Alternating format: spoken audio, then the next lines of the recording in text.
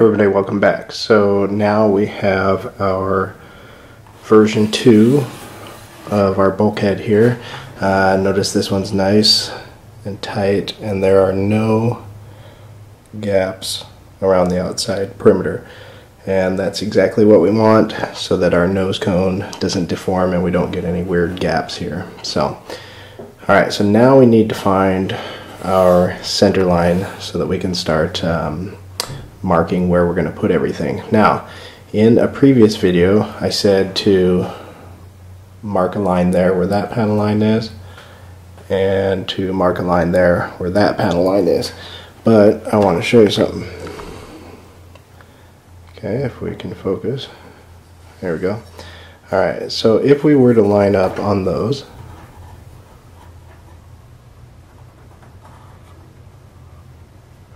alright, look at the stick versus the wings. Okay, that's not what we want, and all of our components would be crooked. I thought that that's what I had used previously, but apparently not. So this time around, I just kind of eyeballed from the bottom of that bulge there and the bottom of that bulge, and now if you look at that versus the wings. So that's what we want, so that everything is nice and centered. So like I said, I just eyeballed it, used a mechanical pencil, and drew a line across here. Then I just figured out what the distance was from there to there, divide by 2, make a mark, and now we have that center line. So now the next step is we need to draw a line perpendicular to that, so that we've got our absolute center, and then we've got everything, we've got reference points that we can use for everything for measuring. So I'm going to go ahead and do that right now.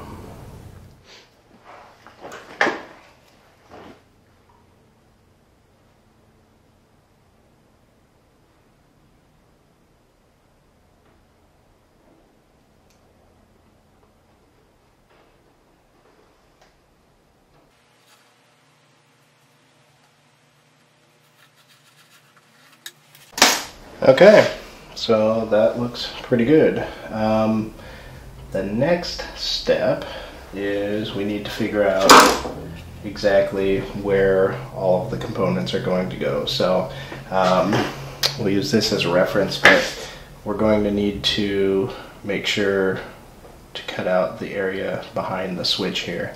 And I can do a much better job this time because we've got a nice jigsaw blade. So the very first thing I'm going to do, I'm just going to use the measurements off of this. I did all the math before, so, and we'll see where.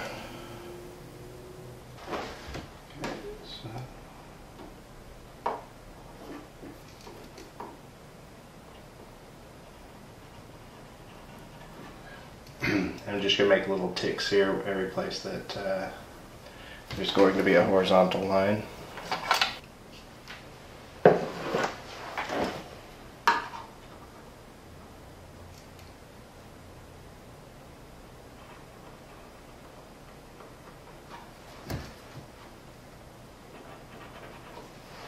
Okay, so that's going to be a little bit smaller than the perimeter of our switch there, so I basically just measured from there to there.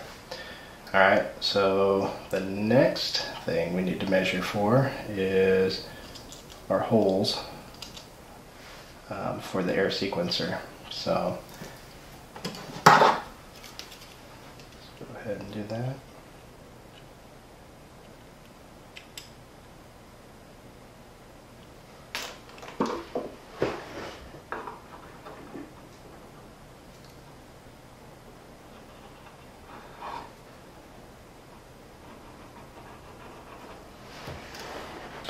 Okay, so now I'm measuring out from the center line where our airfill valves and our air gauges are going to be. So if we measure from the center and go out on each side, that way it'll be perfect on each side.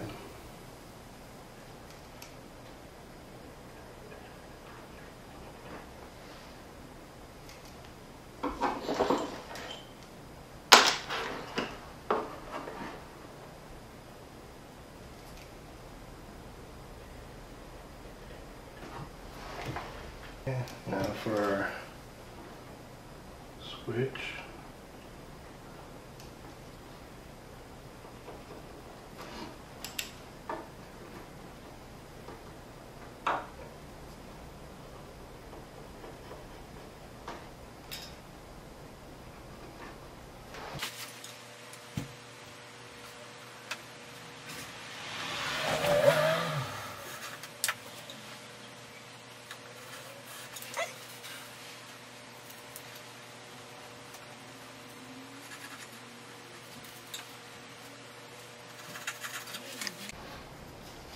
Alright, so kind of see where we're going with all this.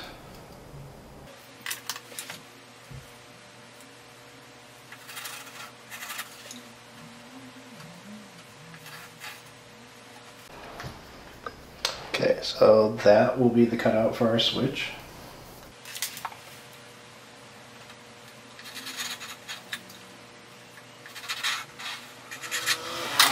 That will be the line that we use for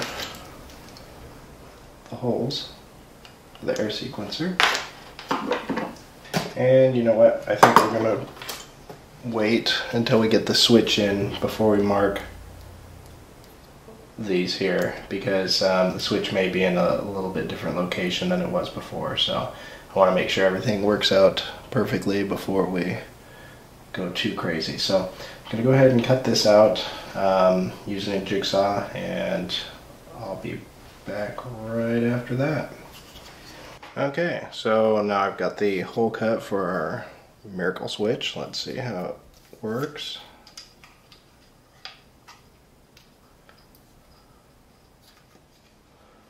Okay. So everything looks good there, so all we really need to do is make sure that the bottom of the switch lines up parallel to one of our lines there, and we just need to mark the screw holes.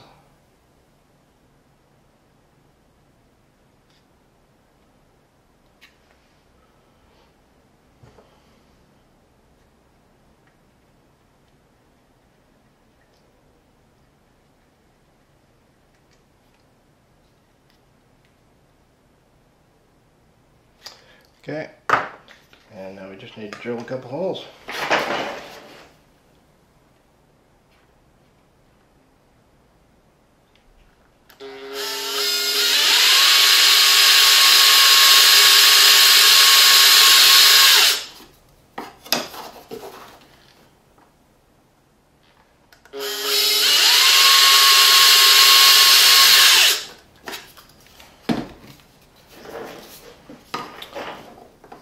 Okay,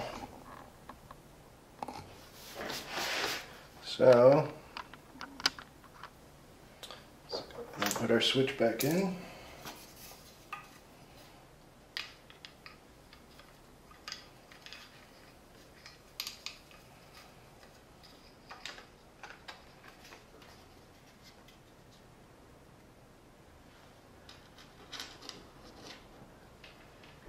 And we'll go ahead and place our screws.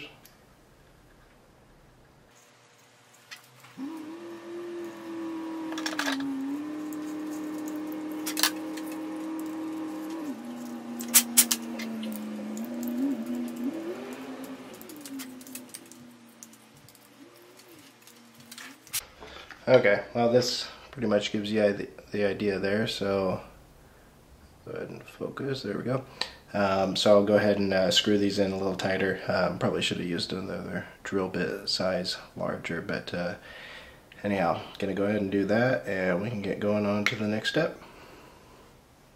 Okay, so I've placed the bulkhead back in the airplane there.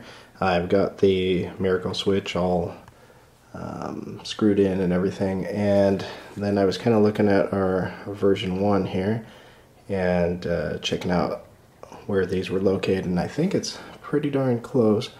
We're going to put our airfill valves there, so we're going to have to drill a hole there, and then the air gauges right below there.